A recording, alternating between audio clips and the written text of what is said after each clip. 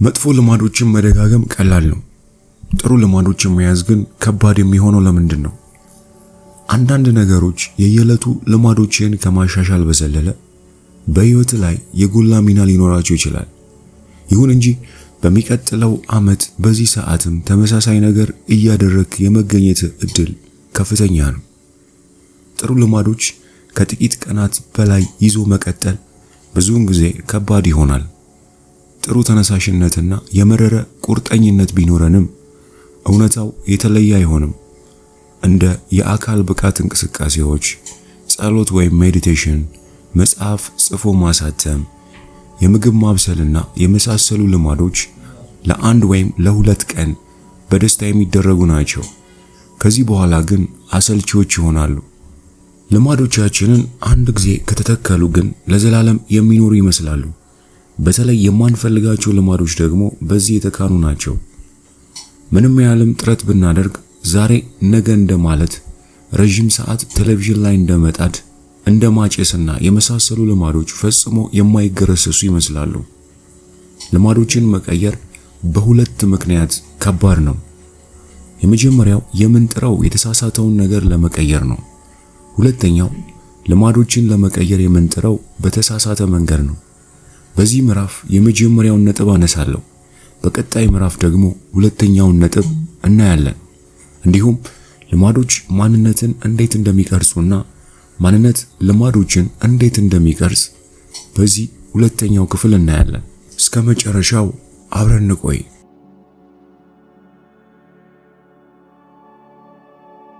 ቀደም ሲል እንዳየነው ልማዶችን መቀየር በሁለት ምክንያት ከባድ ነው። የመጀመሪያው የምንጥረው የተሳሳተውን ነገር ለመቀየር ነው።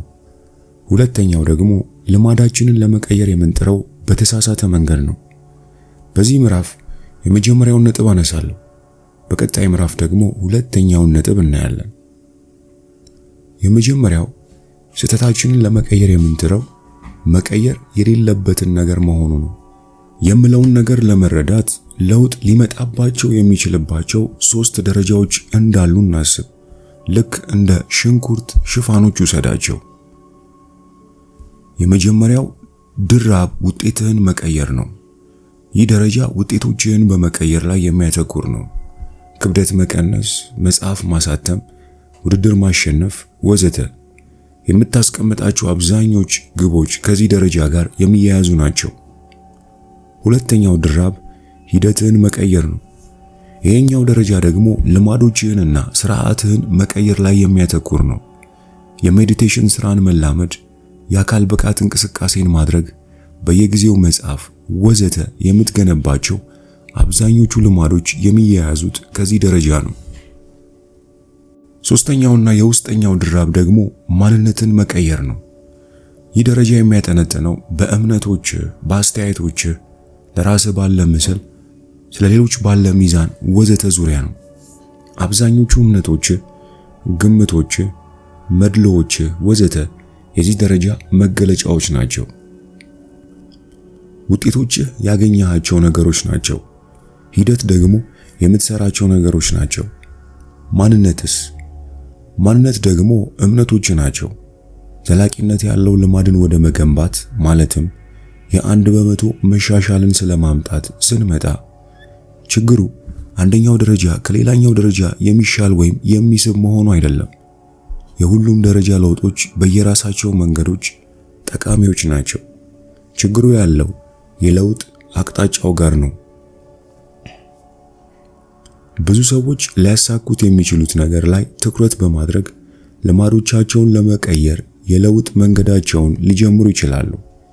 ይህም ወደ ውጤት ተኮር ልማዶች ይመራናል። ሌላው አማራጭ ማንነት ተኮር ልማዶችን መገንባት ነው። በዚህ መንገድ የምንጀምረው ደግሞ ማን መሆን እንደምንፈልግ በመጥቀስ ነው። ሲጋራ ማጨስን እያቆሙ ያሉ 2 ሰዎችን እናስብ። የመጀመሪያው ሰው ሲጋራ የሚሰጠው ሰው እጁን ሲዘረጋለት አመሰግናለሁ፣ አልፈልግም፣ ማጨስ ለማቆም እየሞከርኩ ነው ይላል። ይህ ሲታይ ምክንያታዊ መልስ ይመስላል። ይሁን እንጂ ይህ ሰው የሚመስለው ሌላ ሰው ለመሆን የሚፈልግ አጫሽ ሰው ነው። ይህ ሰው ተመሳሳይ አስተሳሰቡን እንደያዘ ባህሪውን ለመቀየር ተስፋ የሚያደርግ ሰው ነው ማለት ይቻላል። ሁለተኛው ሰው ደግሞ አመሰግናለሁ፣ አልፈልግም፣ እኔ አላጨስም ብሎ ይመልሳል እንበል። ከመጀመሪያው ሰው ጋር ያለው ልዩነት ትንሽ ነው። ይህች ትንሽ ልዩነት ግን ማንነትን ሌላ መልክ ታስይዛለች። በዚህኛው ሰው ውስጥ ማጨስ የቀደመ ህይወቱ አካል እንጂ የአሁን ህይወቱ አካል አይደለም። ስለሆነም ዛሬ ላይ ራሱን እንደሚያጨስ ሰው አይቆጥርም። ብዙ ሰዎች ለለውጥ ሲነሱ የማንነት ለውጥን አያስቡም። ብዙዎች የሚያስቡት እንዲህ ነው፣ ሸንቃጣ መሆን እፈልጋለሁ፣ ማለትም ውጤት ተኮር። አመጋገቤን ካስተካከልኩ ሸንቃጣ ሆናለሁ። ይህ ደግሞ ሂደት ተኮር። ግቦችን ያስቀምጡና ለግባቸው መሳካት የሚሆኗቸውን ስራዎች ይመርጣሉ። ይህንን ተግባራቸውን የሚመራው እምነት ግን ይዘነጉታል። ራሳቸውን የሚያዩበትን አተያይ አይቀይሩትም። አሮጌው ማንነታቸው አዲሱ ፕላናቸውን እንደሚያመክንባቸው አይረዱም። ከእያንዳንዱ የሥርዓት ተግባር ኋላ የእምነት ሥርዓቶች አሉ። የዲሞክራሲ ሥርዓት የተገነባው እንደ ነፃነት፣ የብዙሃን መሪነት፣ ማህበራዊ እኩልነትና የመሳሰሉ እምነቶች ላይ ነው። የአምባገነንነት ደግሞ እንደ ፍጹም ስልጣን፣ ፍጹም ታዛዥነት ያሉ መርሆች ላይ ተመስርቶ የተገነባ ሥርዓት ነው። በዲሞክራሲ ሥርዓት ውስጥ የሚመረጡ በርካታ ሰዎችን ለማግኘት ብዙ መንገዶች ይኖራሉ። ይህ የባህሪ ለውጥ በአምባገነንነት ውስጥ ቦታ አያገኝም። ይህ የሥርዓቱ ባህሪ አይደለም። ምርጫ በአንዳንድ ሥርዓቶች ውስጥ ምንም ቦታ የሌለው ባህሪ ነው። ስለ ግለሰቦች፣ ስለ ድርጅቶችና ስለ ማህበረሰቦች በሚኖሩ የትኞቹም ጉዳዮች ውስጥም ተመሳሳይ መልክ ያለው ነገር እናገኛለን። ሥርዓቱን ቅርጽ ያስያዙ የተወሰኑ እምነቶችና እሳቤዎችን እናያለን። ሥርዓቱ ደግሞ ከልማዶች ጀርባ ያለ ማንነት ነው። ከራስ ማንነት ጋር የማይጣጣም ባህሪ ዘላቂነት አይኖረውም። ብዙ ገንዘብ ልትፈልግ ትችላለህ። ማንነትህ ከሚያገኘው በላይ ብዙ የሚያጠፋ ሰው ማንነት ከሆነ ግን ገንዘብ ማጠራቀም ዘበት እንደሆነብህ ይቀራል። ጤናህን ልታሻሽል ትፈልግ ይሆናል። የአካል ብቃት እንቅስቃሴ ከማድረግ ይልቅ ምቾትን የምትመርጥ ከሆነ ግን መዳረሻ የተስተካከለ ሰውነት ያለው ሰው መሆን አይደለም። ለመቀየር ያሰብከው ልማድ ያሸከመህን መሰረታዊ አስተሳሰብ ሳትቀይር ልማድህን ለመለወጥ መሞከር ትርፉ ድካም ነው። አዳዲስ ግቦችና አዳዲስ እቅዶች አሉ። አንተነትህን ግን አልቀየርክም። የተነሳሽነት ከፍተኛው መልክ የሚገኘው ልማዶች የማንነታችን አንድ አካል ሲሆኑ ነው። ይህንን የምፈልግ አይነት ሰው ነኝ ማለት አንድ ነገር ነው። እኔ እንዲህ አይነት ሰው ነኝ ማለት ግን ሌላ ነገር ነው። በማንነትህ አንድ አካል ውስጥ ኩራት ከተጨመረበት ከዚያ ጋር የተያያዙ ልማዶችን ለመያዝ ከፍተኛ ብርታት ይኖርሃል። ይህ ማለት በፀጉርህ ሁኔታ ኩራት ከተሰማ ፀጉርህን ለመንከባከብና ለመጠበቅ የሚሆኑ ልማዶችን ለማዳበር ተነሳሽነቱን ይሰጣል። በሌሎች የሰውነት ክፍሎችህም እንደዚያው ነው። በዚህ መንገድ ኩራት የታከለበት ነገርህን ለመንከባከብ የሚሆኑ ጠብቆ ለማቆየት ትዋደቃለህ። እውነተኛ የባህሪ ለውጥ በማንነት ለውጥ የሚመጣ ለውጥ ነው። በተነሳሽነት ምክንያት አንድ ልማድ ልንጀምር እንችላለን። አጥብቀን ይዘን መቀጠል የምንችለው ግን የማንነታችን አካል ሲሆን ብቻ ነው። የትኛውም ሰው በሳምንት 2 ጊዜ ጂም ለመግባት ወይም ክብደት የሚያመጡ ነገሮችን ላለመመገብ ራሱን ሊያሳምን ይችላል። ከባህሪው ጀርባ ያለውን እምነት መቀየር ካልቻለ ግን የረጅም ጊዜ ለውጥን ማምጣት አይችልም። መሻሻሎች ያንተነትህ አካል እስካልሆኑ ድረስ ጊዜያዊ ሆኖ ነው የሚቆዩት። ግቡ አንድ መጽሐፍ ለማንበብ አይደለም፣ አንባቢ ሆኖ ለመቅረት እንጂ። ግቡ ማራቶን ለመሮጥ አይደለም፣ ሯጭ ለመሆን እንጂ። ግቡ መሳሪያ ለመጫወት መማር አይደለም፣ ሙዚቀኛ ለመሆን እንጂ። ባህሪያትህ ብዙውን ጊዜ ማንነትህ በብዛት የሚንጸባረቅባቸው ነገሮች ናቸው። የምታደርጋቸው ነገሮች በሙሉ ምን አይነት ሰው እንደሆንክ የምታምንበትን እምነት ነጸብራቆች ናቸው። ይህ በንቃትም ይሁን ያለ ንቃት የምናሳያቸው ነገሮች ናቸው። ጥናቶች እንዳረጋገጡት አንድ ሰው አንድ ጊዜ በአንዱ ማንነቱ ካመነ በዚያው እምነት ቅኝት ውስጥ ሆኖ ነው የሚያደርጋቸውን ነገሮች ሁሉ የሚያደርጋቸው። ለምሳሌ መራጭነት ማንነታቸው የሆነላቸውና መራጭ ወይም ቮተርስ ተብለው የሚታወቁ ሰዎች መምረጥ ከሚፈልጉ ሰዎች የበለጠ በሚገባ ይመርጣሉ። በተመሳሳይ ሁኔታ የአካል ብቃት እንቅስቃሴ ለማድረግ ራሳቸውን ማሳመን አይጠበቅባቸውም። ትክክለኛውን ነገር ማድረግ ቀላል ነው። ከሁሉ በላይ ደግሞ ማንነትህና ባህሪያትህ ሙሉ በሙሉ የተሳሰሩ ከሆኑ የባህሪ ለውጥ ለማምጣት መጣር አይጠበቅብህም። ልክ መሆን እንደምትፈልገው ሰው አይነት ተግባራት ማድረግ ብቻ በቂ ይሆናል። ልክ እንደ ሌሎቹ የልማዶች መገለጫ ሁሉ ይሄኛው የልማዶች ባህሪም በሁለቱም በኩል የተሳለ ሰይፍ ነው። በተገቢው መንገድ ከሆነ የማንነት ለውጥ ራስን ለማሻሻል ይጠቅማል። በተቃራኒ ከሆነ ደግሞ የማንነት ለውጥ እርግማን ሊያመጣብ ይችላል። አንድ የሆነ ማንነት አንድ ጊዜ ከገባ ለሱ ያለ ታማኝነት የመለወጥ አቅምህን እንዲሞርደው ማድረግ ትችላለህ። ብዙ ሰዎች በህይወት መንገድ የሚጓዙት በአእምሮአዊ እንቅልፍ ውስጥ ሆነው ከማንነታቸው ጋር የተያያዙ ልማዶችን በመከተል ነው።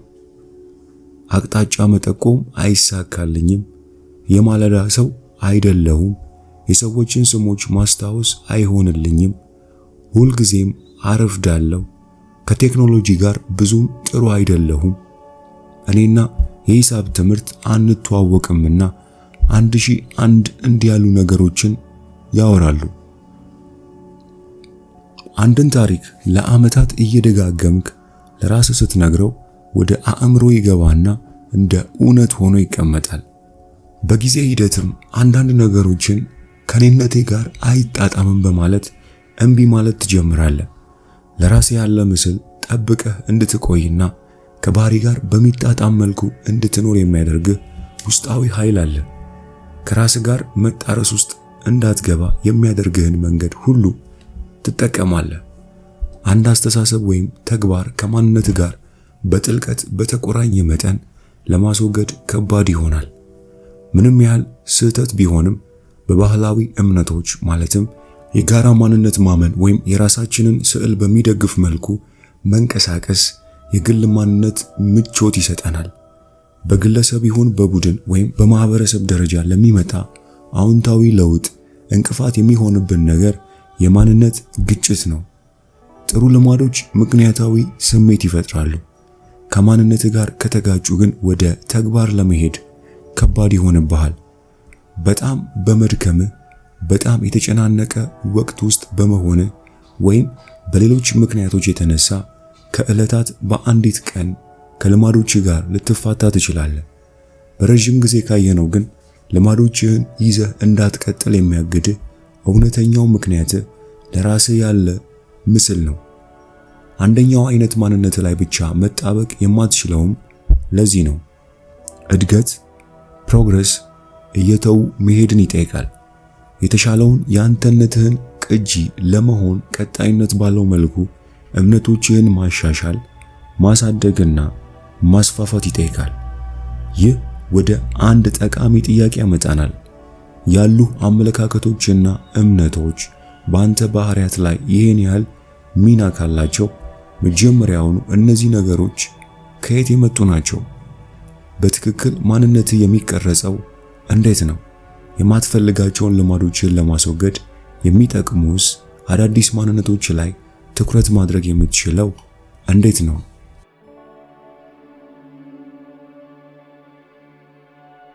ባለ ሁለት ደረጃ ማንነትን የመቀየሪያ ሂደት። ማንነትህ የሚያድገው ከልማዶች ነው። የተወለድከው ዛሬ ላይ ካሉ እምነቶች ጋር አይደለም። ስለራስህ ያሉ እምነቶችህን ጨምሮ ሁሉም እምነቶችህ በተሞክሮዎች በሂደት የተጠራቀሙ ናቸው። ባጭሩ ሲገለጽ ልማዶችህ ማንነትን የምትይዝባቸው መንገዶች የሚፈጥሯቸው ነገሮች ናቸው። በየቀኑ ስትጽፍ የፈጣሪነትን ማንነት ትይዛለህ። በየቀኑ ልምምድ ስትሰራ ደግሞ የአትሌቲክ ማንነት እየተላበስክ ነው። አንድም ባህሪ እየደጋገምክ በሄድክ ቁጥር ከዛ ባህሪ ጋር የተያያዘ ማንነት እየተላበስክ ትሄዳለህ። በእርግጥም ማንነት ወይም አይደንቲቲ የሚለው ቃል የመጣው ኤሰንሻልስ ከሚለው የላቲን ቃል ነው። ቃሉ ማንነት ወይም ቢንግ እና አይደንቲተም የሚሉ ቃላትን ያጣመረ ፍቺ ያለው ነው። አይደንቲተም የሚለው ቃል በተደጋጋሚ የሚል ትርጉም አለው። በመሆኑም ማንነትህ ወይም your identity የተደጋግሞሽ ማንነት ወይም repeated beingness ነው። በዚህ ሰዓት ያለ ማንነት ምንም ይሁን ምን ያመንክበት ራሱን ስላረጋገጠ ነው። ለ20 ዓመታት በየሳምንቱ እሁድ ቤተክርስቲያን ከሄድክ ሃይማኖታዊ ሰው ለመሆን ማስረጃ አለ። በየቀኑ ለ1 ሰዓት ያህል ባዮሎጂ የምታጠና ከሆነ የሚያጠና ሰው ለመሆን ማስረጃ አለ። ሳታቋርጥ ጂም የምትሄድ ከሆነ ለአካል ብቃት ቁርጠኛ ለመሆን ማስረጃ አለ። ለአንድ እምነት ያሉ ማስረጃዎች እየበዙ በሄዱ ቁጥር በዚያ ነገር ላይ ጠንካራ እምነት የመያዝ እድልህ እየጨመረ ይሄዳል። በአብዛኞቹ የመጀመሪያ ዘመኖቼ ራሴን እንደ ጸሐፊ አይቼ አላውቅም። የትኛዎቹም የሁለተኛ ደረጃ ትምህርት ቤት ወይም የኮሌጅ መምህሮቼን ብትጠይቅ ቢበዛ መካከለኛ ጸሐፊ በሆን እንጂ የተዋጣለት ጸሐፊ እንደማልሆን ይነግረዋል። የመጽሐፍ ስራን ስጀምር በመጀመሪያዎቹ ጥቂት ዓመታት በየቀኑ ሰኞና ሐሙስ አዳዲስ አርቲክሎችን አሳትም ነበር። ይህ ማስረጃዬ ነው። ይህ ማስረጃዬ እያደገ በሄደ ቁጥር የእኔ ማንነትም ጸሐፊነት እየሆነ መጣ። የጀመርኩት ግን እንደ ጸሐፊ አይደለም። ጸሐፊ የሆንኩት በልማዶቼ ውስጥ ነው። በእርግጥ ልማዶችህ በማንነት ላይ ተጽዕኖ የሚያሳድሩ ብቸኞቹ ነገሮች አይደሉም። ይሁን እንጂ በድግግሞሻቸው የተነሳ ከሁሉም የበለጠ ተጽዕኖ ፈጣሪዎች ልማዶች ናቸው። እያንዳንዷ የህይወት ተሞክሮ የራስን ምስል ታሻሽላለች። ይሁን እንጂ አንድ ጊዜ ኳስ ስለመታ ራስን እንደ ኳስ ተጫዋች ልታይ አትችልም። አንዲት ስዕል ስለመነጫጨርክ አርቲስት ነኝ ልትል አትችልም። እነዚህን ተግባራት እየደጋገምካቸው ከሄድክ ግን ማስረጃ ይጠራቀሙና ለራስ ያለ ምስል መቀየር ትጀምራለህ። የአንድ ጊዜ ተሞክሮ ውጤቱ የሚጠፋው ወዲያውኑ ነው። በጊዜ ሂደት የሚደጋገም የልማድ ተጽዕኖ ግን ይታተማል። ስለሆነም ማንነትን የሚቀርጹ ማስረጃዎችን የሚያዋጡት ልማዶች ናቸው። በዚህ መንገድ ልማዶችን የመገንባት ሂደት ራስን የመሆን ሂደት ነው። ይህ ዝግመታዊ ለውጥ ነው። በአንድ ጊዜ ብድግ አድርገን ልንቀይረው የምንችለው ነገር አይደለም። የምንቀይረው በጥቂቱ ነው፣ ልማድ በልማድ። ስለሆነም ሁል ጊዜም በጥቃቅን ለውጦች ውስጥ ነን። እያንዳንዷ ልማድ ልክ እንደ ግምት ናት። ይሄ ምናልባት እኔ ይሄ ልሆን እችላለሁ። አንድ መጽሐፍ ከጨረስክ ምናልባት ማንበብ የሚወድ ሰው ልትሆን ትችላለህ። ወደ ጂም የምትሄድ ከሆነ ምናልባት የአካል ብቃት እንቅስቃሴ የምትወድ ሰው ነህ ማለት ነው። ጊታር መጫወትን የምትለማመድ ከሆነ ሙዚቃ የሚወድ ሰው ነህ ማለት ይሆናል። እያንዳንዷ የምታደርጋት ነገር መሆን የምትፈልገው አይነት ሰው ምርጫ ናት። የትኛውም ነጠላ አጋጣሚ እምነቶችን አያሻግርም። እየተጠራቀሙ በሄዱ ቁጥር ግን የአዲሱ ማንነት ማስረጃዎችም እንደያዙ እየጨመሩ ይሄዳሉ። እውነተኛና ትልቅ ለውጥ በአንድ ጊዜ የሚመጣ ተአምራዊ ለውጥ ከማይፈልግባቸው ምክንያቶች መካከል አንዱም ይሄው ነው። ጥቃቅን ልማዶች የአዲሱን ማንነት ማስረጃዎች በማቅረብ ትርጉም ያለው ለውጥ ያመጣሉ። ለውጥ ደግሞ የምርም ትርጉም ያለው ከሆነ ትልቅ ለውጥ ነው ማለት ነውና ይህ ትናንሽ መሻሻሎችን የማሳየት ተቃርኖ ነው። ይህንን ሁሉ በአንድ ላይ አድርገን ስናየው ልማዶች ማንነትን የመቀየሪያ መንገዶች ናቸው የሚለውን እውነት እናገኛለን። አንተነትን የመቀየሪያ የተሻለው ተግባራዊ መንገድ የምትሰራቸውን ነገሮች መቀየር ነው። አንድ ገጽ በጻፍክ ቁጥር ጸሐፊ ነህ። ቫዮሊን በተለማመድክ ቁጥር ሙዚቀኛ ነህ። ልምምድ ባደረግክ ቁጥር አትሌት ነህ። ሰራተኞችን ባነቃቃህ ቁጥር መሪ ነህ። እያንዳንዷ ልማድ ውጤት ከማምጣትም ባለፈ ጥቅም ያለው ነገር ራስህን ማመንን ታስተምርሃለች። እነዚህን ነገሮች ማሳካት እችላለሁ ማለት ነው የሚል እምነት እያደረብህ ይመጣል። ምርጫዎችህ እያደጉ ማስረጃዎችህም እየተቀየሩ ሲመጡ ለራስህ የምትነግረው ታሪክም እየተቀየረ ይመጣል። በእርግጥ ከዚህ በተቃራኒ መንገድም ሊሰራ ይችላል። መጥፎ ልማድን ለማድረግ በመረጥክ ቁጥር ሁሉ በዚያው መንገድ ማንነትህን ትመርጣለህ። መልካሙ ዜና ፍጹም መሆን የማይጠበቅብህ መሆኑ ነው። በየትኛውም ምርጫ ውስጥ አንድን እጩ መምረጥ አለመምረጥም አለ። ምርጫን ለማሸነፍ ሙሉ ድምፅ ማግኘት አይጠበቅብህም። አብላጫ ድምፅ ማግኘት ብቻ በቂ ነው። ስለሆነም አንዳንድ ምርጫዎችን ለመጥፎ ባህሪ ወይም ጥሩ ላልሆነ ልማድ ብትሰጥ ምንም ማለት አይደለም። ዋናው ነገር አብዛኛውን ጊዜ ማሸነፍ ነው። አዳዲስ ማንነቶች አዳዲስ ማስረጃዎችን ይፈልጋሉ። ሁልጊዜም የምትሰጠውን ድምፅ በተመሳሳይ እየሰጠህ ከቀጠልክ የምታገኘው ውጤት ያው አስቀድሞ የነበረ ነገር ነው። ምንም ነገር ካልተለወጠ ምንም የሚቀየር ነገር አይኖርም። ቀላል ነው። ይህ የሁለት ደረጃ ሂደት ይባላል። አንደኛው መሆን የምትፈልገውን አይነት ሰው ወስን።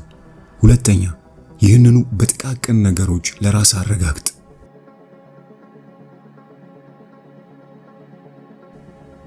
በመጀመሪያ ማን መሆን እንደምትፈልግ ወስን። ይህ በሁሉም ደረጃ ይሰራል። በግለሰብ፣ በቡድን፣ በማህበረሰብ እንዲሁም በሀገር ደረጃም እንደዚያው ነው። ልትቆምለት የምትፈልገው ነገር ምንድነው? መርሆችህና እሴቶችህ ምንድናቸው? መሆን የምትፈልገው ማንን ነው? እነዚህ ትልልቅ ጥያቄዎች ናቸው። ብዙ ሰዎች የት መጀመር እንዳለባቸው አያውቁም። የሚፈልጉትን ውጤት ግን ያውቃሉ። ይህ መጥፎ አይደለም። ከውጤቱ ጀምረ ወደ ኋላ በመስራት መሆን የምትፈልጋቸውን ውጤቶች የሚያገኘውን አይነት ሰው ስራ። እኔ የምፈልጋቸውን ውጤቶች ማግኘት የሚችል ምን አይነት ሰው ነው ብለህ ራስን ጠይቅ። ለምሳሌ መጽሐፍ የሚችለው ምን አይነት ሰው ነው? ምናልባት ወጥነት ያለውና ሊተማመኑበት የሚችሉበት አይነት ሰው ሊሆን ይችላል። አሁን ትኩረትህ መጽሐፍ ከመጽሐፍ ውጤት ተኮር ወይም ወጥነት ያለውና ሊተማመኑበት ወደሚችል ሰው ማለትም ማንነት ተኮር ይዞራል። ይህ ሂደት ደግሞ የሚከተሉትን ወደሚመስሉ እምነቶች ይመራል። እኔ ለተማሪዎች የሚቆም አይነት መምህር ነኝ። እኔ ለእያንዳንዳቸው ታካሚዎች የሚፈልጉትን ጊዜና ርህራሄ የሚሰጥ አይነት ዶክተር ነኝ። እኔ ለሰራተኞቹ ጥብቅና የሚቆም አይነት ሰው መሪ ነኝ።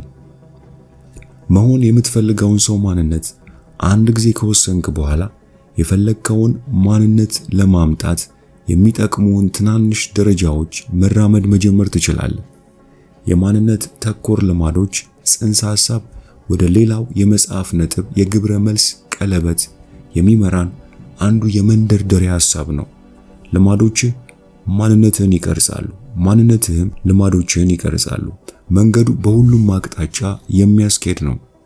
የሁሉም ልማዶች ምስረታ የግብረ መልስ ቀለበት ፊድባክ ሉፕ ነው። ይህንን በቀጣዩ ምዕራፍ እንመለከተዋለን። እሴቶችህ፣ መርሆችና ማንነትህ ከውጤትህ ይልቅ ቀለበቱን እንዲገፉ ማድረግ ግን ጠቃሚ ነው። ሁልጊዜም ትኩረትህን ማድረግ ያለብህ የሆነ አይነት ውጤት በማምጣት ላይ ሳይሆን የምትፈልገውን ውጤት ማግኘት የሚችል ሰው መሆን ላይ ነው።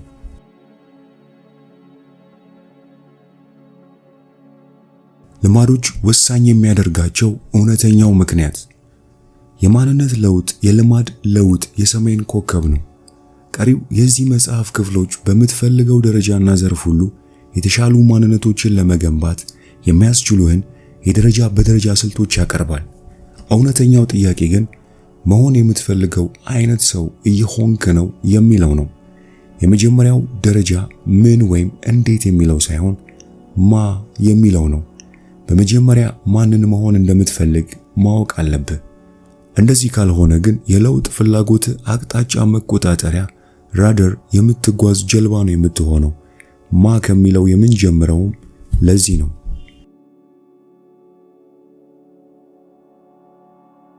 ስለራሴ ያሉ እምነቶች የመቀየር አቅም አለ።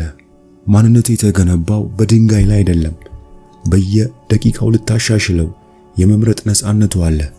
ዛሬ በምትመርጣቸው ልማዶችህና የዛሬውንና የነገውን ማንነትህን መምረጥ ትችላለህ። ይህም የመጽሐፉ ጥልቅ መልእክት ወደ ሆነውና የልማዶችን እውነተኛ ተጽዕኖ ወደምናይበት ክፍል ያመጣናል። የተሻሉ ልማዶችን መገንባት ማለት በየቀኑ የህይወትን አሰልቺ ነገሮች ለመበተን መታገል አይደለም። ጥሩ ልማዶችን ማዳበር ማለት በየቀኑ ጥርስ መፋቅ፣ በየጠዋቱ ሻወር መውሰድ ወይም በየቀኑ አንድ አይነት ያለባበስ ስታይል መከተል ማለት አይደለም። ገንዘብ እንደማግኘት፣ ክብደት እንደመቀነስና ጭንቀትን እንደመቀነስ ያሉ የስኬትን ውጫዊ መለኪያዎች ማሳካት ማለትም አይደለም። ልማዶች እነዚህን ሁሉ ነገሮች ለማሳካት ሊጠቅሙ ይችላሉ።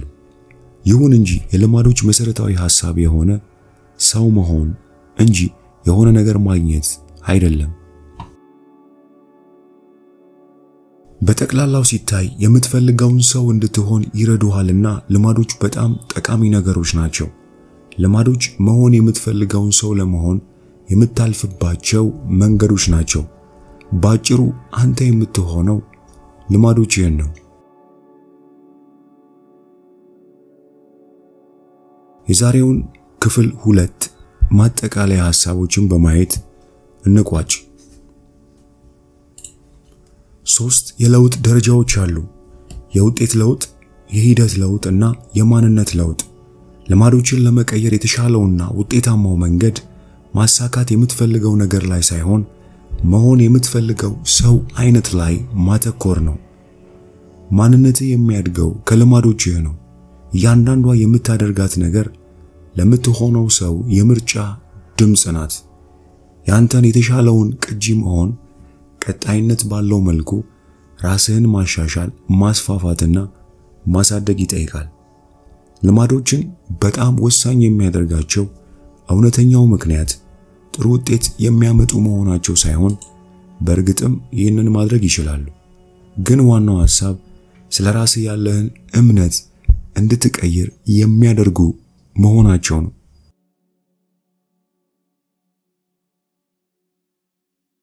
የልማድ አስደናቂ ኃይል አቶሚክ ሃቢትስ ክፍል 2 ይህን ይመስል ነበር። ነገ በተመሳሳይ ሰዓት ክፍል 3 የሚለቀቅ ይሆናል። እስከዚያው ግን ከዚህኛው ክፍል የትኛው ሐሳብ ተመቻችሁ? ኮሜንት ላይ ጻፉልን። ይህን አስደናቂ መጽሐፍ ማግኘት የምትፈልጉ ብቻ ከታች ባለው የቴሌግራም ሊንክ አድራሻ ልትጽፉልን ትችላላችሁ።